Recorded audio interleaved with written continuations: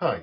So, over the course of the next couple of videos, I'm going to dig into one of the main ways that I've discovered to make myself more integral to the sound world of the bands that I work with, as opposed to just being the guy who does a bit of scratching on the top. And this is in my work with noise textures as source material. So it's an interesting way that I've found to sidestep the kind of rhythmic synchronization problem between myself and the band, and that is just to use source materials that don't have rhythmic content, you know, smooth noise textures that I integrate into the tracks.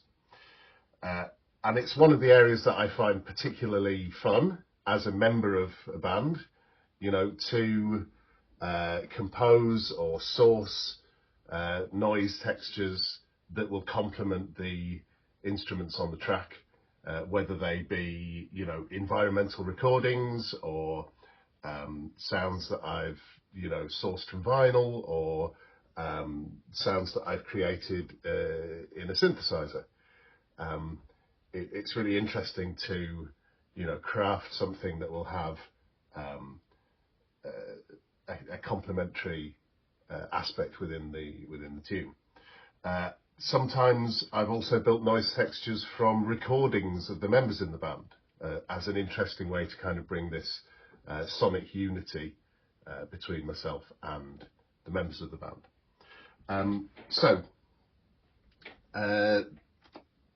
I also, in a live setting, will develop and you know, change these sounds using live processes like filters and effects, and create some movement in the sound that way. I can also bring some rhythmic element back into the sound with the use of things like my fader techniques. So if we take this sound, which I made to go with the Klonk track Tetris, it sounds like this.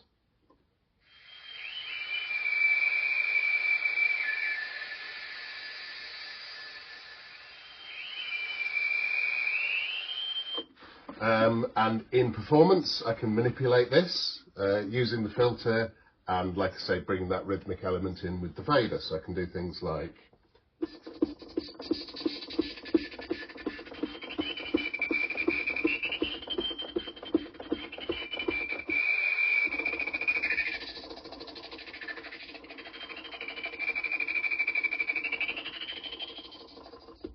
and that kind of thing, which is fun to do.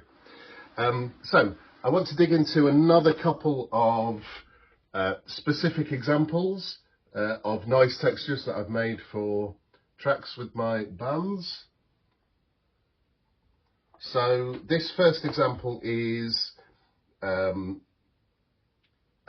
textures that I made specifically for the very intro to the Leftism show with Mr. Wilson's second liners.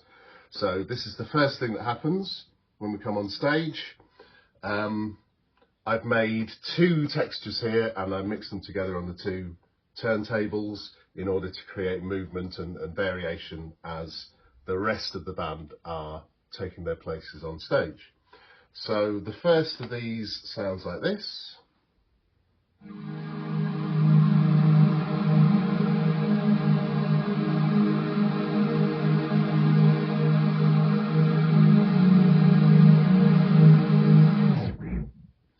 And the second sounds like this.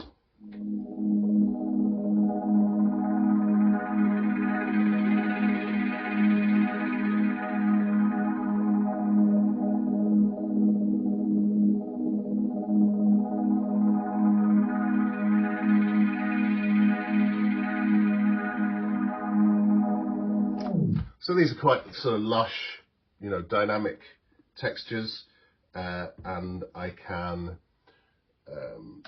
bring some extra variety in the way that I mix them together and manipulate them as they're playing at the start of the show. So it'll go something like this.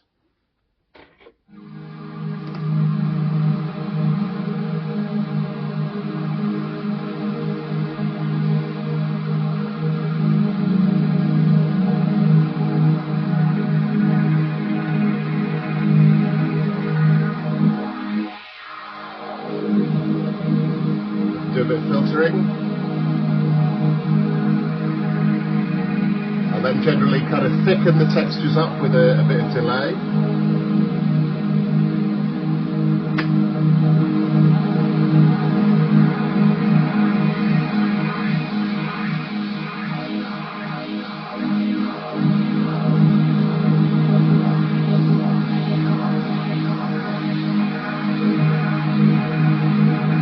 Can make these textures last indefinitely as well. It can go on forever if I like, because especially using the delay to thicken it up.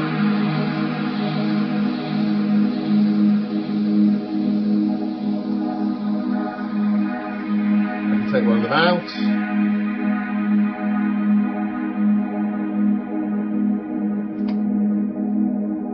I'll just restart it.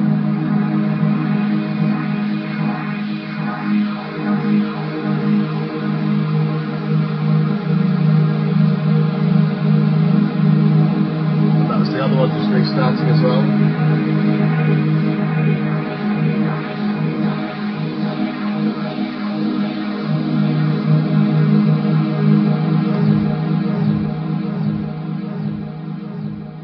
So in that way, the noise texture is endlessly repeatable until the band are ready to start the first notes of the first track. The next example that I want to share is the Klonk track, Hunga Bulga, and on this one I use exclusively environmental sounds.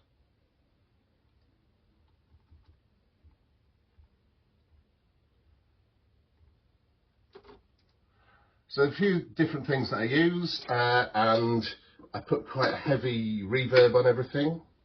So I use this thunder crash.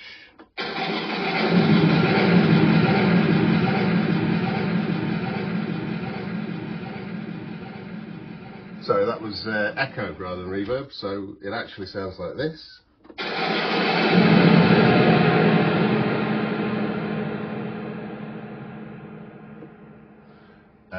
And I use quite a lot of this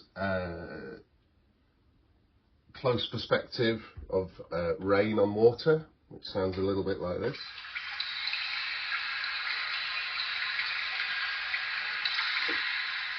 And I also manipulate that rhythmically along with the track.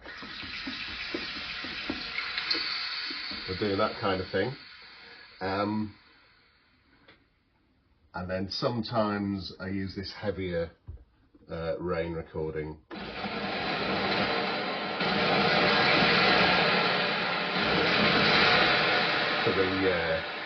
For the heavier part of the track. So I'll give you a sense of how this sounds in performance.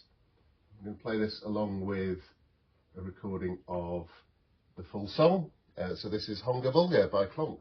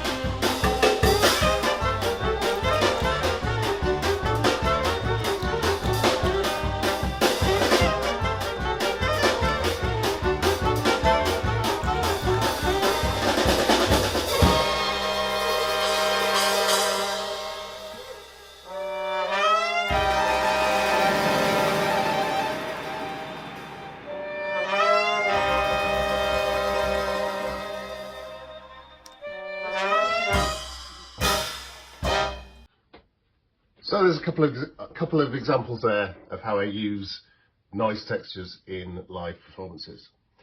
On the next episode, we're going to look at another specific way that I develop these sounds rhythmically in a lot of the tracks that we play. Thanks.